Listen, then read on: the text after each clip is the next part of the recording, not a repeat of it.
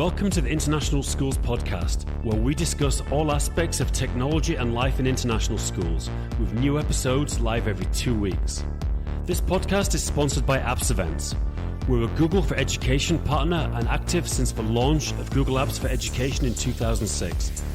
We're a team of former educators and all experts in helping schools integrate Google into their schools and their classrooms. All training is customized for each school, and we make sure it has a lasting impact. Literally thousands of educators worldwide have earned their Google Educator Certification with us with our certification bootcamps, and these take place every month and get your staff certified quickly. We also host Google Summits, which are fun 2-day conference-style events with concurrent sessions and keynotes delivered by experienced Google trainers, teaching on a broad range of topics using G Suite both in the classroom and in the school. Check it out over at appsevents.com, and we can bring any of these events to your school, which is an amazing way to build a Google community amongst your staff to support each other, plus to increase the profile of yourself and your school. The podcast is also brought to you by Acer for Education. People ask us what Chromebooks we recommend for schools, and after trying them all quite literally, we always recommend Acer. We've been to Acer headquarters in Taiwan to be part of product discussions, and they're genuinely the best thought out, most cost-effective, and most importantly durable devices out there. They're always innovating, including the first tablet running Chrome and the first convertible touchscreen Chromebook. The latest version of this is a Spin 11, which has a stylus and 2 cameras, and we highly recommend it for schools. They of course have a full range of Windows laptops, and for esports fans, their Predator range is second to none. If you'd like more information, please just leave your email over at gg.gg/Acer Education. That's gg.gg/Acer Education, and we'll get right back to you. And now, on to the interview. Hello and welcome to the International School Podcast. Dan Taylor here. I hope you're all having a great start to 2020. It's been super busy for me. Actually, I had quite a relaxed first 2 weeks. I went skiing to Austria. I always do that with a family. I've been going there for a long time. I actually used to work in the ski school there, so we always spend the start of the year in the mountains. And then the third week of January is the BETT show, B-E-T-T, which probably many of you know. It's a big education technology trade show. Apps Events was heavily involved there. We were helping on the Google Teaching Theatre. We were helping with the Anywhere School at the Google office in town, and we were helping with Acer. So we had a lot of people, about 14 people working there. Really hectic 4-day event, but I kind of like it. You know, it kicks off the year with a bang. You get to meet everyone. People come from all around the world. So really busy, really hectic, but great. Now I'm back in Prague, actually traveling again very soon. I'm lucky enough to be going to Mountain View, to Google's headquarters in Silicon Valley on Saturday, actually. There's an annual PD partner event where obviously Apps Events is a PD partner. Heading out now, which is going to be great. A few days, get to see some friends in San Francisco, get to learn what's going on with Google Education in 2020. So really excited. A few really quick things. First of all, if you haven't checked out our events, go to appsevents.com. We have a lot of really cool events coming up. We've got Google Educator Certification Bootcamp. So remember, you can become Google Educator level 1 or 2. Come to one of our 1-day bootcamps. We cover all the material, get certified, get something great for your CV, and also get something that's going to help you in your career. We've got it coming up in Seattle in the US in March. That's going to be amazing. And a lot of European events. Check it out. We've got a huge summit in London with lots of really innovative ways of learning, new boot camps, new workshops. It's going to be really interesting. We've got Prague boot camps. We've got Switzerland boot camps and summit, Italy, Rome summit, Serbia, which is fantastic. First time in Serbia, a new country for us. So check it out. A lot of Asian events coming up soon. We're going to be announcing a big summit in Phuket in October, which is going to be amazing. But we haven't quite got all the details. We've got that coming very soon, probably next week. If you would like to host an event at your school, go to appsevents.com, click on host an event. We can send you more information. It's really easy for you as a school to host an educator bootcamp or a summit. It's a great way to get your staff trained and to increase both your profile and the profile of your school in the Google world. So highly recommend it. Every school we've worked with always wants to host again. That's kind of the best feedback we can get, really. And finally, some big news for Apps Events. Probably many of you know ISTE. We're huge fans of ISTE. We've been going to the ISTE conference for many years and following a lot of the ISTE standards in our training. We're now delighted to announce we're an ISTE partner, only the second ISTE partner outside the US. And we're running the ISTE Certified Educator Bootcamp all around the world. So please get in touch. Same form, appsevents.com, click on host an event. And we can give you all the information about how you can host an ISTE bootcamp, get your staff certified, get people from other countries coming.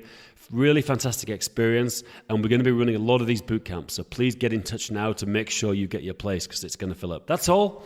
And now onto the interview with John Mikton. Hello and welcome back to the podcast. Today I'm delighted to be welcoming returning co-host guest John Mikton from the International School of Luxembourg. How are you doing, John? Great, and Happy New Year's to you, Dan. Yeah, Happy New Year to you. Happy New Year to everyone listening.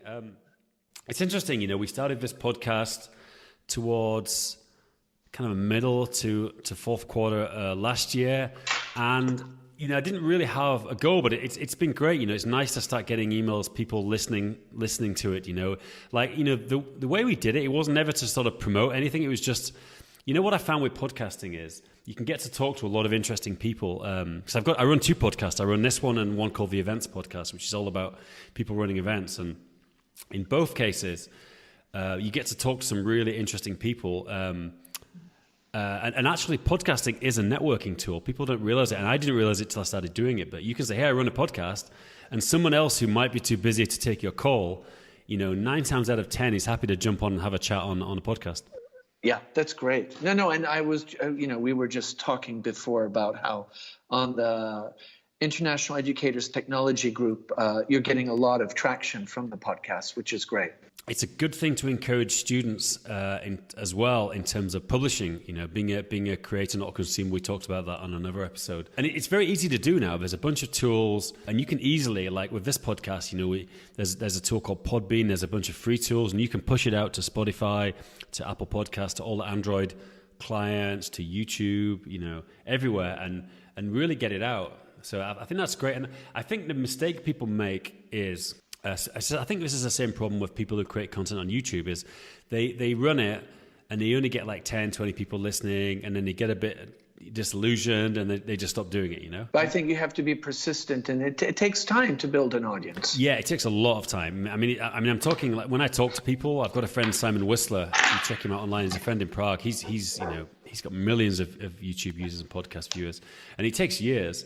And the other thing I think to mention to anyone thinking of doing a podcast is like, it doesn't matter. Like you're not NPR. You don't need like 10 million people to listen to your podcast.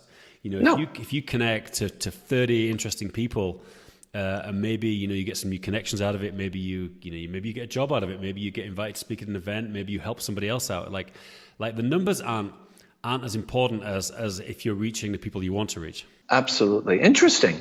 Yeah. So today we're going to have a chat about digital citizenship to digital fluency. We talked before about digital citizenship, so we're going to maybe move it on a little bit. So do you want to kick things off, John? Yeah, I think it's just, I was with a group of 10th and 11th graders and, digital citizenship, they kind of roll their eyes because I think we've done a lot and often the stance is about what not to do. Yep. And I think they feel that they already know, they self-regulate. And I think many young adolescents actually have quite a good understanding of what are the pitfalls and what not to do and with passwords and what is a good picture. And I think sometimes we need to move beyond that to this idea of digital fluency, which is more broad and really talks about the aspect of digital citizenship, but also device management and privacy and safety management, managing your online presence, your passwords, two-step verification, using an authenticator. I think all those things have become really important. They're kind of the package of what you need to survive in today's digital world. And I think we need to kind of evolve this digital citizenship to this idea of digital fluency. And I think, one of the great resources that I think we've talked before is the Digital Intelligence Framework out of Singapore. The DQ Institute is this idea that there are really, we want users, young adolescents, to move away from being consumers of content to creators of content. And this idea of using digital creativity and digital entrepreneurship as a way to leverage their ability to solve problems and engage in this ecosystem where they're more active and solution focused and problem driven and critical thinkers than just this consumption and being entertained to a certain level of numbness. So I think that's kind of the shift that I think would be interesting for more of us in the education field to start exploring, is how do we leverage that, not only with our students, but with the staff and, of course, our parent community. Yeah. So I think that I was going to just jump in about what was it, the digital framework? What was it? What was the name? Yes, again? DQ Institute. They're out of Singapore, and they have what they call the Digital Intelligence Framework. This happened about 2014. The founder, Dr. Yu Park, came up with this article at the World Economic Forum. And basically, their mission is digital intelligence is a comprehensive set of technical, cognitive, metacognitive, and social emotional competencies that are grounded in universal moral values and that enable individuals to face the challenges and harness the opportunities of digital life. Now, so that's kind of their mission statement. Are there any universal moral values? That's a very good question, and I think their stance is to be agnostic and not, have an international audience. So those could vary depending your circumstance and your cultural circumstance. But I think it's the idea. I think that the main value is that being nice and polite and looking to solve problems more than create problems might be what that is. And that might be a great podcast interview, is talking to Dr. Yu Park about this, this idea of these digital intelligences. But I really think it's coming to grips with the idea that kids need to know about network security management. When they're on a Wi-Fi at the airport, know that it's open and that information is quite easy to grab. What is content creation? And you were just talking about podcasting. If you create something in YouTube, understanding that it takes time and that you have to kind of leverage that with, networking and tweeting out. So I think all these different workflows that are tied to digital life, the digital citizenship, the digital creativity, and the digital entrepreneurship are all things that we need. And I know, Dan, in your case, you use them every day. But what are we doing in schools to really engage kids to understand that and help them harness these skills? And I think different schools do it at different levels, but I'm not sure we have collectively come to an understanding that this is something that's really important and should be front and center of the education landscape. It's interesting. So if we start off with talking about teachers, educators, people who work for international schools, most people who are listening to this podcast, if you think about all these tools about maintaining an online profile, it actually takes a lot of time. I was thinking about it the other day. If you go back 10 years, your external, you might have had a blog, a few people did, you did, but that was a small minority of people. You had a CV which you updated periodically when you were looking for a new job, and maybe a LinkedIn profile. But if you think now, all the channels I have that are public, I have this podcast, I have obviously my LinkedIn profile, which I spend some time on, my Twitter profile, which is public, I spend some time on, Instagram profile. I'm also sort of active in a few Facebook groups, other content on the blog and things. There's actually a lot of things which, in terms of me, just thinking to stay relevant, to maintain a network, it's actually quite a bit of time and effort. And I think, the people we know are really active in this, but a lot of teachers and educators are not really active. They do the minimum. They maybe update things only when they're looking for a new job, for example. Yeah.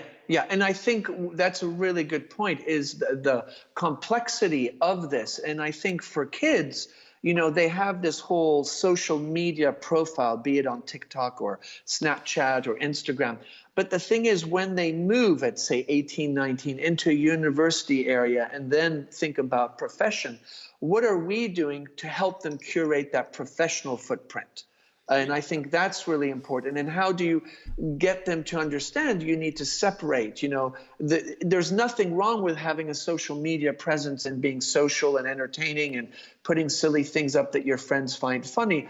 But you also need to understand the importance of having that professional digital footprint. And I'm not sure often as schools we've come to terms what that looks like, and how do we go about doing that, and how do we make that important in a day that's chock-block full of other things that are important. I think a lot of the issue is a lot of educators don't understand it and don't have much of a social media. I mean, the people we know do have that kind of profile, but that's the minority. I think a lot don't, and so because the teachers themselves don't have the knowledge about how to build up a good external profile online, they don't know how to transfer that knowledge to the children.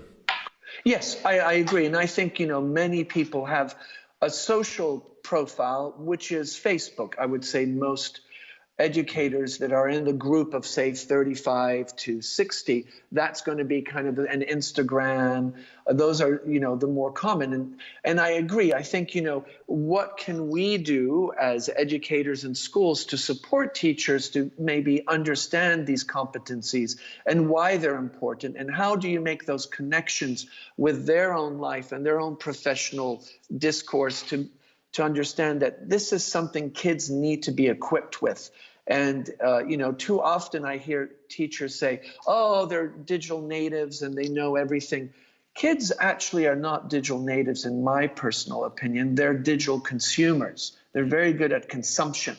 But most kids don't know how a phone works. And most kids don't understand what a user agreement is and what cookies and tracking and all this other kind of, not dark side, but this commercial aspect of our information being curated to generate profit. Those things most kids don't know about. And I think as teachers, the one thing that we have that kids don't have is we have lifelong learning experience, we have wisdom, we have the capacity to be critical thinkers, to problem solve, and those ethical and value things are what really we can bring to the table that are lacking. I don't think we need to teach kids how to use Facebook or whatever it might be, but we need to teach them about being critical thinkers and balance. What are the opportunities and challenges, and what are the ways I can leverage this in creating content and being an entrepreneur or a digital creator of something that's very positive and that's going to support me?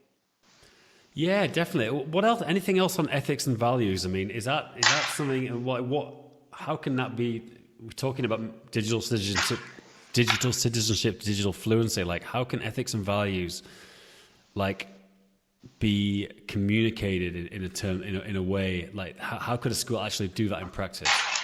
That's a really good question. I think one thing is creating situations, actually case studies or role plays where kids actually are thrown into a situation where they have to make this decision and problem solve and do some critical thinking. If I post this about a friend and it has a negative impact, what is my responsibility to undo that? Or how can I make sure, what are some, just psychological or reasons that I can think about before? What can I set myself up that I have some filters or processes before I post something or generate discourse that creates a negative impact? I think that is, we all very likely in my generation and your generation, we had some type of education and values and what's right and wrong, be it in a non-formal setting or formal setting.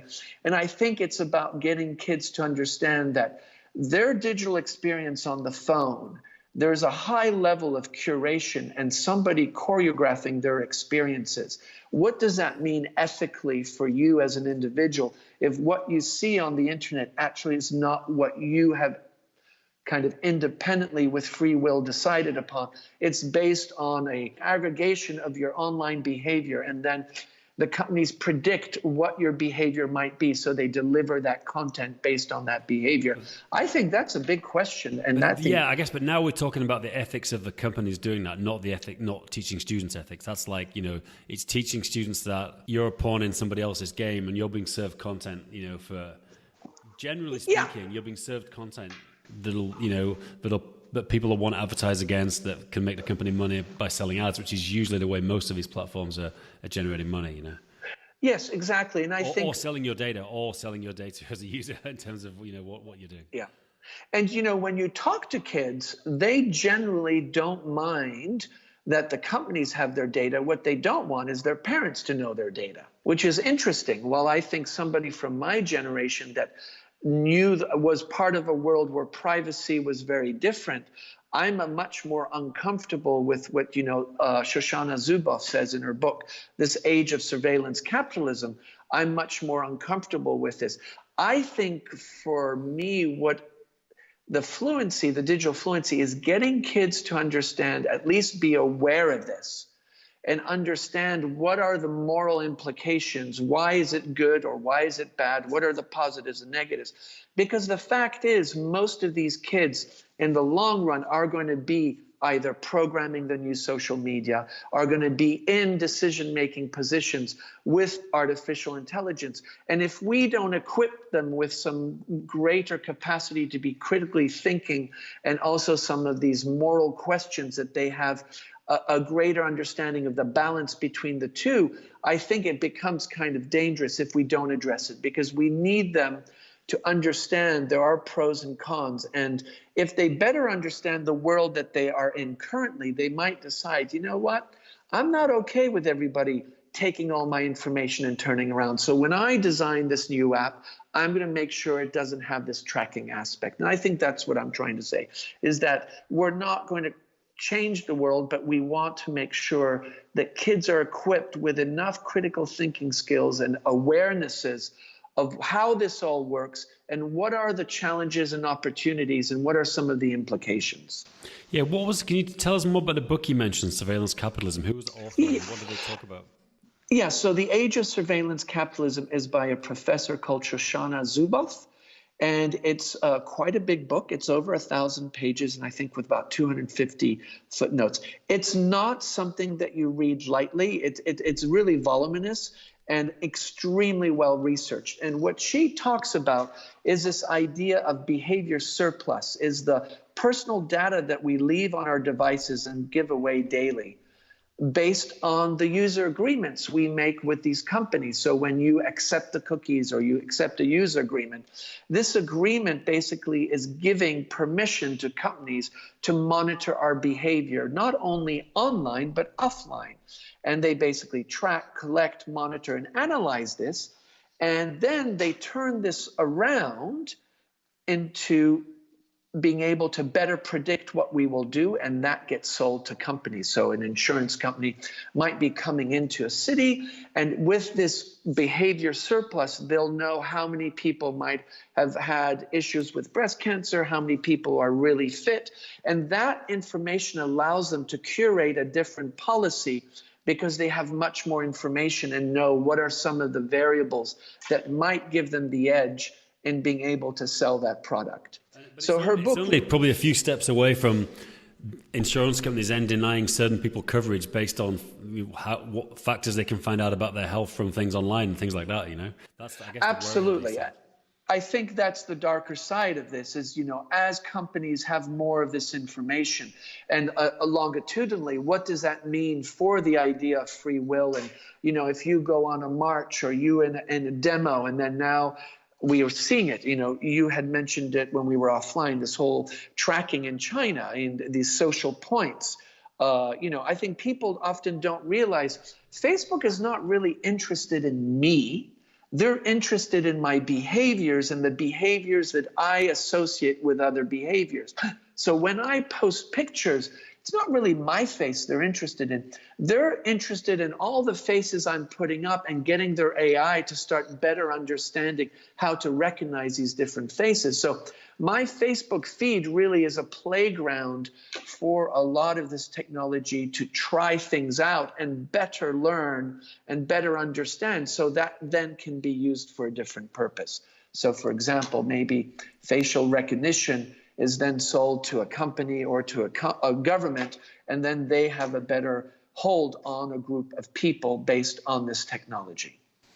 Yeah, definitely. Another book I recommend, I actually got it for Christmas. My wife got me it for Christmas, is Permanent Record, the Edward Snowden book. Have you read that? Oh, no, I haven't. I've actually, that's on my list. How is that? That It's a good sounds book. really interesting. Yeah, much easier to read by the sounds of it than Surveillance Capital, The Age of Surveillance Capitalism.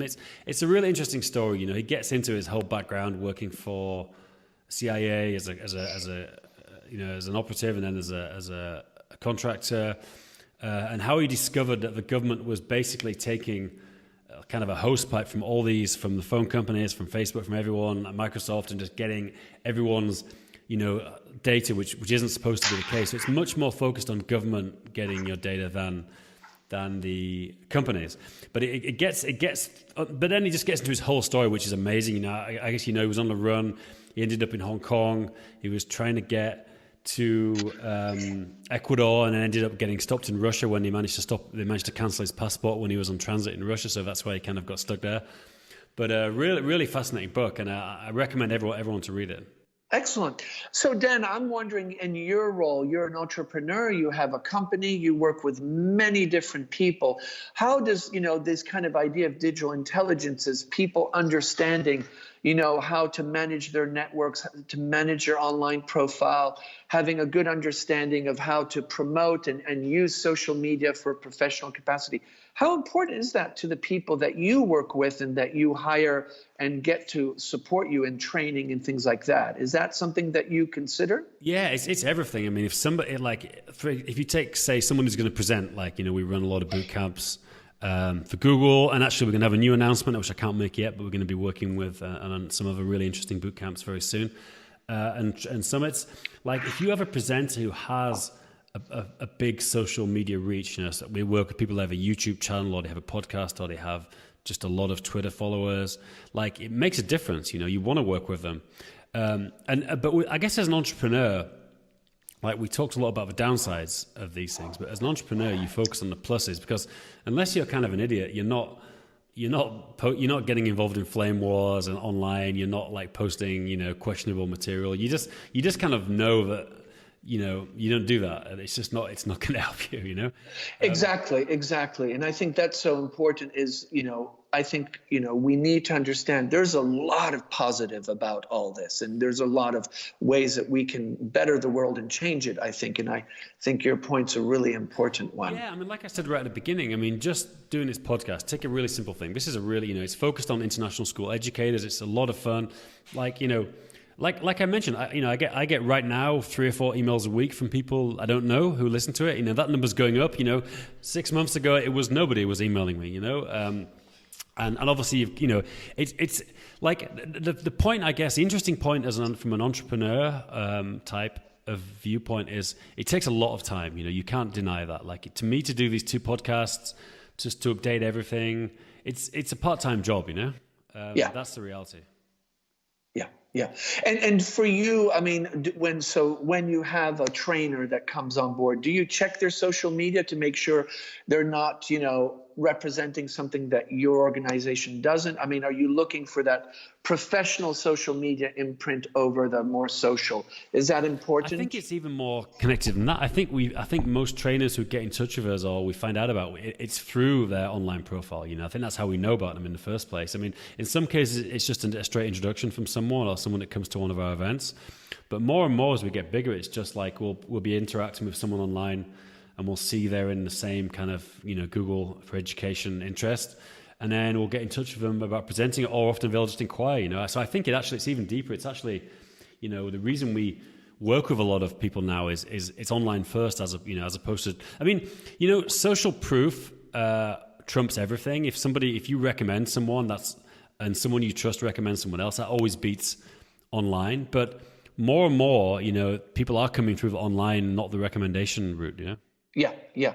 And if you were thinking, if you had to tell some young, I would say 11th or 12th graders are about to go to university and are starting to think about this, what for you would be kind of the things you think they would have to have under their belt, kind of some of the digital creativity, digital entrepreneurship skills? What would you be looking for in somebody if you hire somebody? What I would say to someone like that is, I think get comfortable with putting yourself out there, because I can say myself, it was, until really recently, even after I met you, there was barely a picture of me online. I wasn't, anything I posted would be under Apps Events. I didn't have my own Twitter account even, I didn't like putting myself out there, and I'm still a bit reluctant. I'm still just getting started for YouTube, for example. So I think not everyone has to be super outgoing, but I think it's good to start putting yourself out there at a young age, getting used to the benefits it can bring, and also dealing with the downsides. You get people who leave crappy reviews and call you an idiot. Like, it just happens, And the first time it happens, you're like, oh, no, the world's going to end. And then, honestly, once 10 people have called you an idiot, you think, well, is it always I'm being an idiot, or have they got an agenda? And then, you look at the other things they're posting, and you can usually decide if it is your fault or theirs, So I think getting involved in putting yourself out there slowly for a young person is really, really useful skill. Yeah, and it's interesting. Some schools actually, what they do is they give a premium account to LinkedIn as a graduation present to their graduates. That's a really interesting point. I pay for LinkedIn Sales Navigator. It's about $500 a year, 500 euros a year, and it allows you to connect to more people. And I've actually started using that as a relationship building. I basically invite, a bunch of contacts every week, people I'm interested to connect to. Just really to send them a basic message saying, I'm looking to connect. It looks like we have similar interests. And, 7, 8 times out of 10, they'll just say, yeah. And, often there's not much more. Sometimes you'll get into a chat. But it's interesting, I think that LinkedIn is a really, like in education and edtech, everyone's focused 100% on Twitter, and I think everyone's missed the boat. I think LinkedIn is more important than Twitter, actually. It's interesting that you say that, because I've definitely found that over the last maybe 18 months that I'm spending more time on LinkedIn, and the content on LinkedIn is much richer than what I'm often getting in Twitter. Yeah, I mean, LinkedIn is still, the UI is not great. It's still, you can get a lot of crap on your homepage. You've got to dig around a little bit sometimes, but yeah. I think LinkedIn is, I think in education, we're kind of late to the game. If you look at just normal business in general, especially enterprise business, big business, like everyone, LinkedIn is where it's at. No one cares about Twitter, or it's just very much second. I think in our world, it's always been Twitter, Yes, I think educators really gravitate and like that format. Yeah, and I think it's moving to LinkedIn. I think everyone should be building up their profile there. It's been around a long time. It's survived the Microsoft takeover. Normally, like Microsoft, it's a kiss of death for a product, when they acquire. But LinkedIn seems to have flourished under Microsoft, Yeah. And I think, for kids to have a public profile and how to kind of curate that positive digital footprint compared to what they're doing in their social media footprint is a really good conversation, because it's very two different types of workflows. And I think this whole idea of the digital fluency is, let's expand what we provide, not only about don't go online or social media is bad, but how do we leverage these tools to create content and be an entrepreneur to really kind of make a difference and take advantage of the skills that we have and be able to amplify them through these different online contents. Yeah, I think, I like LinkedIn because it's all business, there's no gray area. I think the people get into trouble with Facebook and Twitter, Facebook maybe more, where, they're doing business posts, but they're also chatting with their friends normally. That's generally private, but then the kind of third part of it is just them getting involved in discussions about politics and things, which usually get pretty, aggro. And that's kind of mixed in, and Twitter as well, but same problem, I think that's a potential danger for people, and that's why I was saying before about, responding to a comment in your group, which I didn't do in the end. You can get yourself into a lot of trouble by getting into arguments in kind of public groups, or maybe they're not public, but there's a lot of people in the group, a lot of people will see this, and that could count against you, I think. Yeah, absolutely. And it's interesting. There are some schools that also are looking with even younger kids. What is a compliment? What's a comment and what's a compliment? And what does a comment look like? And, how do you build a good comment where, first of all, you thank the person or highlight the positive about their response, and then you might give some constructive feedback, and really getting kids to understand that that's what happens in a professional context. But when you're in your social media, it doesn't matter, it does. But being able to distinguish between the two, because I know sometimes when you work with kids and you start having them comment or go onto a discussion board, a forum, it quickly turns into a chat room, and then you realize, well, they actually don't have that point of reference. So I think that's, again, an example of some of the digital fluencies that I've been mentioning about is and you've got to ask yourself why you're commenting. I mean, I know, like, it's really kind of an overused phrase, but are you just virtue signaling? Are you just showing I'm really great and your opinion is bad and I'm great, and because I made this post, I'm, a good person, a better person than you? Like, is that why you're doing it? Because that's why a lot of people post, and I think. We're all guilty of this. Anyone who says they're out is lying, So, but I reckon I delete like 9 out of 10 posts I'm going to write. I write it and then I'm like, is that why I'm going to do this post, just to make myself look good? And then I'm like, I'm just not going to do it. What's the point? It's not going to advance any discussion. I think how you said to do it, is start with a compliment, and look to engage. If and it's a tough job, but if people can do that, that will make the online world a better place.